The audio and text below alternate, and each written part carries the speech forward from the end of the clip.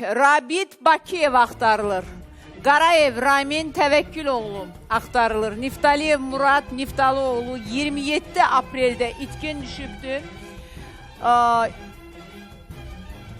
Yazıq ana.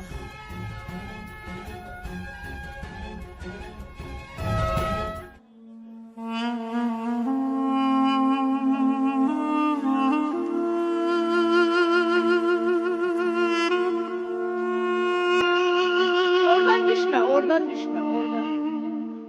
Ay.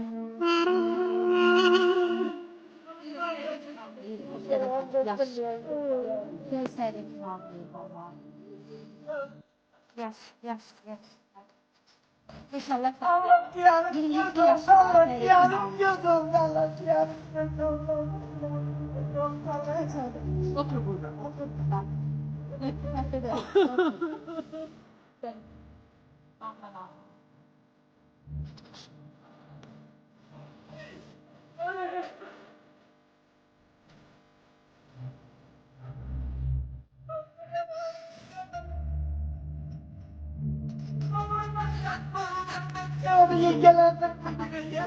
Səbirlə danış da, xanım. Səbirlə danış. Bir dənə sakitcə danış, qoy sizin dərdiniz. Sakit. Ay hoş geldin hanım, bir hafta kabak danışmadı. Bir haftadan sonra danıştı, 25, 26, 27'si danıştı. Dedi ki, Ayma dedi. Ne rahat olma, yuhu söyledim bana gibi. Gece yuhum dördüm, kapımızda neyimiz var. Sen çörek alırsan. Ondan sonra bir tane yerden bir haberi olmadı. 5 gün gözledim, 10 gün gözledim, gördüm hecardan yoktu. Her yer zeyf vurdum, hecardan bir haber çıkmadı. Oy. Ondan sonra size üstüm var ya hoş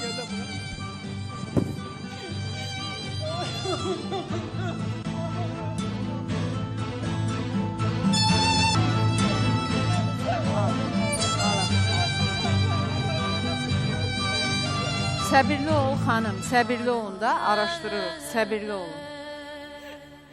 Ay Allah dedesini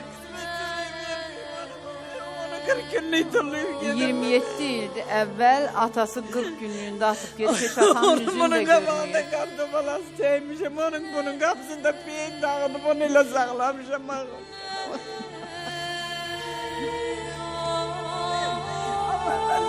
Ne dert özüm Allah'ıyla onu dirip de ben ne deyip yaşayacağım hayal. Səbirli olun, bir dənə səbirli olun, xahiş edirəm. Qeyd edeyim ki, Niftaliyev Murad Niftalıoğlu 27 aprel Moskvada itkin düşüb, bəlkə də müharibədə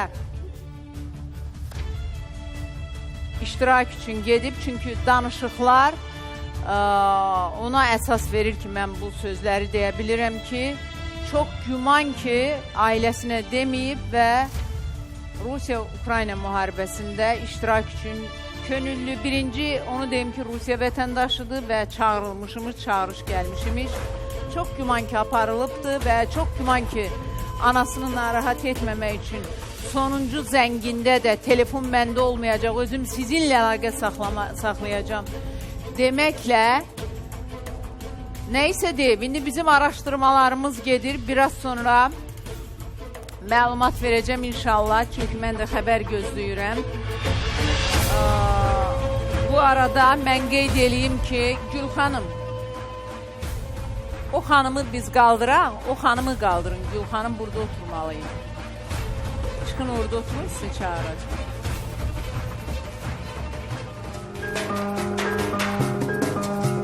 Bak Gül xanım, ananı görürsən burada, can verir balası üçün, can verir. Deyir ki, ona bir şey olsa mən yaşaya bilməyəcəm.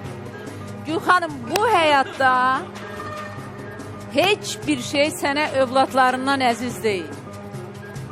Bugün mən həmişə, mən atama da tez-tez bunu deyirəm.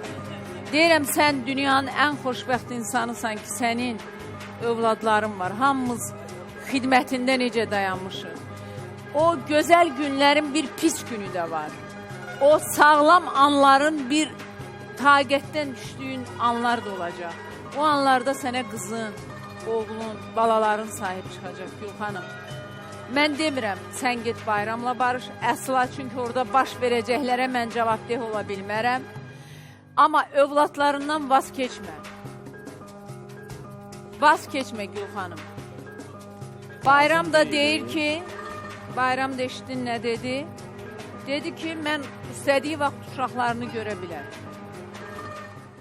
Aliment üçün də səni məhkəməyə verib. Aliment üçün. Onu özü hiss eləməlidir. Onu Yəni indi mən bir şey deyim. Murad, görürsən də Muradı. Murad, bax, Gülxanım Nahidənin yerinə olsaydı, sən bugün burada otura bilməzdin.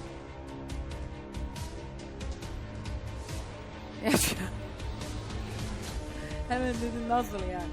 Nasıl yani? Gülxanım deməyim odur ki, sakitdir. Görürsən, Gülxanım da nədir? Nahidə sakitdir. Gülxanım deyir ki, mən uşağı belə, yəni çox da ki, mənim uşağımdır. Mən ora aliment vermərəm. Yemək alıb göndərərəm, amma pulu amma Nahidə elə deyil.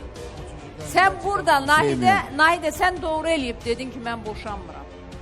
Əməlli başlı Murada göstər, hə, düzdür? Bəli, bir söz deyim, hansısa bir qadına görə mən boşanmayacağam. Çünki mənim ailəm var, qaynanam var, baldızım var, baldızımın qızı var, kürəkəni var, ona görə də ayrılmıyor. Qeyd edeyim ki, Murad Nahidədən boşanmaq üçün gəlmişdi bura, amma həftə sonu Muradın sərgüzəştləri çıxdı ortaya. Burada boşanmaq üçün gəlib, amma gedib ticarət mərkəzlərinin birində bu pozlara baxın. Videonu verin efirə Şahin. Videoda var. Bəli.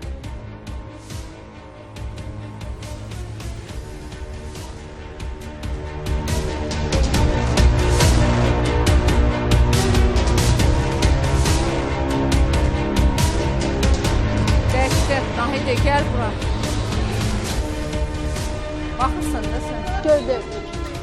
O kızı Türkiye'de olsaydı bir dakika. Bir Türkiye'de dakika, Türk kadını senin başına bu videona hansı oyunları açar? Bircə dəqiqə. Nahidə onu buraxıb gəlib. Murad neynəməli idi ki? İcazə Hələ verirsiniz, boşanmayıb. bir dəqiqə.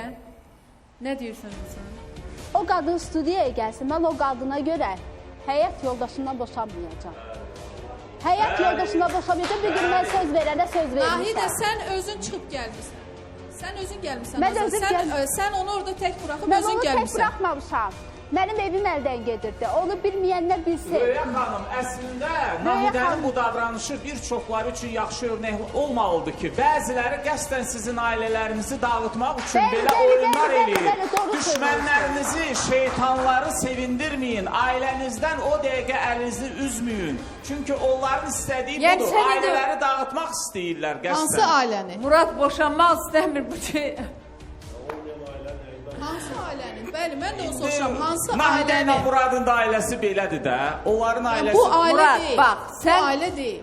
Nahidə ilə evləndin, ailə qurdun. Amma gəl etiraf edək ki, Nahidənin ilk görüntülərini verin efirə. Mən bu qızı görəndə dəhşətə gəldim. Yəni bu sənin həyat yoldaşın idi. Sən onu tamamən dəyişməliydin. İlk görüntüləri verin Nahidənin. Məni bura belə çıxmağın, geyinib geçim çıxmağın hamısını Bax, deyilmiş. bu vəziyyətdə bu qızı çıxartdın bura. Murad. Bax, bilirsən, mən sənə sevgim də, sayğım da, hörmətim də var. Ona görə ki, bir kimsəsiz qıza sahib çıxmaq istəyin. Onun gedib, indi birazdan Muradın Nahidənin oğlu ilə görüşünü verəcəm mən. Orada Nahidə ilə oğlunu barışdırmaq üçün cəhdini verəcəm ki, bu mükəmməl, bu inanılmaz bir hadisədir mənim üçün. Çünki bir insanın qəlbində mərhəmət hissi varsa, o insanın Allah qorxusu var. Və Allah onun qəlbindədir. Onun o belə də o mərhəmət hissinə görə Allah daim onun qəlbində qonaqdır. Mən əminəm ki, sən də beləsən. Çünki sən Nahidə ilə övladını barışıq üçün addımlar atsan, amma Nahidəni sən bu vəziyyətdə saxlamamalıydın. Sən O bir vəziyyətdə əriydin, ona baxmalıydın, amma mən də burada tamaşaçıya bir söz verdim. Ümumiyyətlə çirkin qadın yoxdur, bunu biləsiniz. Baxımsız qadın var və Məsələn, mənim bayaqları Röya xanıma niyə etiraz etdim? Deyir ki, xanım niyə belə gəlib? Biz adətən belədir. Bir gün bir ana gəlmişdi övladını axtarmağa. Baxdım, çox belə elə geyinibdi ki, qadın darmadağın. Dedim ki, xanım, milyonlarla tamaşaçı baxır bizə. Lütfən gəlin biz əməkdaşlarıma deyim. Hətta o vaxt xatırlayıram ki, biz geyimə qədər belə qadın almışıq. Dedi, yox, cəmahat mənə nə deyər? Deyər ki, oğul itiribdi, özü də bəzənib düzənib oradadır. Dedim, neçə ildə oğlun itib? Dedi, 40 il. Dedim, 40 ildə toya getmisən? Dedi, hə. Oğul toyu, qız toyu eləmisən? Dedi, hə. Dedim, onda eləməyərdin də. Əgər geyimi nəzərdə tutursansa, onda ümumiyyətlə sən qapalıp qalaydın, nə toyun olaydın, nə yasa çıxaydın. Geyim sadəcə bir mədəniyyətdir. Geyimə necə gözəl sözdür. Geyiminə bax, qəbul et, ağlına bax, yola sal. Yəni, bir qadın niyə görə pis geyinməlidir? Qadın niyə çirkli? Niyə onun saçı dağılmalıdır axı? Niyə?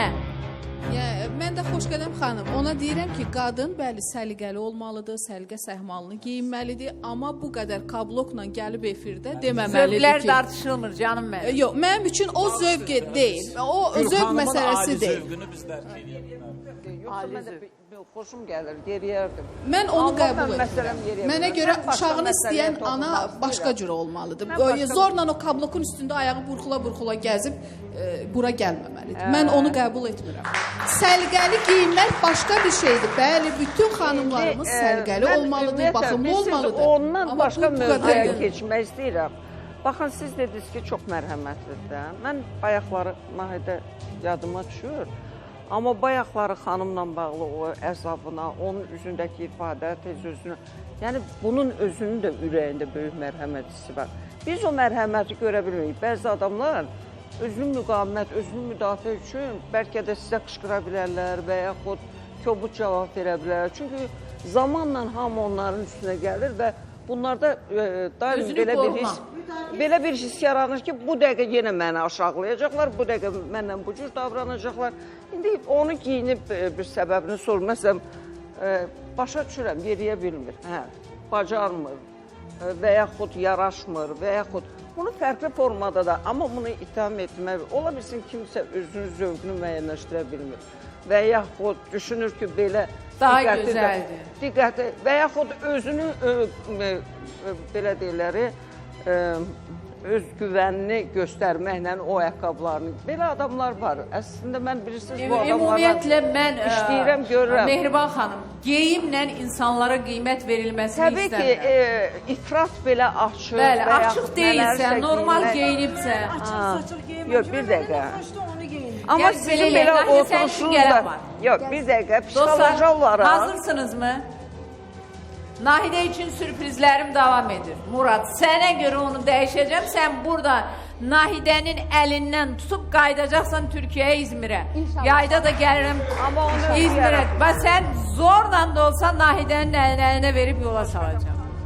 Ona güvənmişdi və o onu yaratmalıydı. O sizə güvənib. Sizə Yarada həyatını, belə deyək də, etibar edib. Tək adam olub, köməksiz olub, heç kim dəstək göstərmir və sizə güvənc kimi yaxınlaşır. Və siz onu itəlirsiniz, xarici görkəmini bəyənmirsiniz və o dəyişəndən sonra siz onu bəyənəcəksinizsə, artıq Nahidə sizə əvvəlki hörmət hissi olacaq. Nahidə üçün gələn var, cavabı verərsən, Murad. Cavabı verə bilərsən birazdan, çünki çox keçdik, reklamlara ayrılmalıyıq və Nahidə üçün reklamlardan sonra kim gəlib biləcəksiniz. Bilirəm, analizi də gözləyirsiniz.